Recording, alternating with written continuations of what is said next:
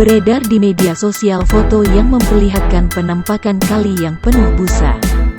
Busa yang diduga muncul akibat limbah tersebut penuh hingga tampak seperti awan yang berarah.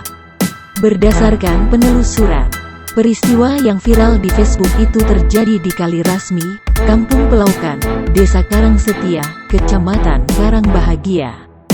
Tumpukan busa itu muncul pada Selasa tanggal 2 November tahun 2021 pagi sekitar pukul 5.30 waktu Indonesia Barat.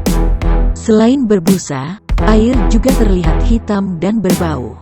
Namun baru kali ini busa terlihat menumpuk dan bergerak bak awan berarak di atas aliran kali.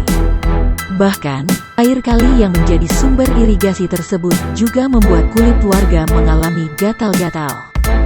Sementara itu Camat Karangbahagia, Karnadi mengaku akan menelusuri asal-muasal busa di kali tersebut.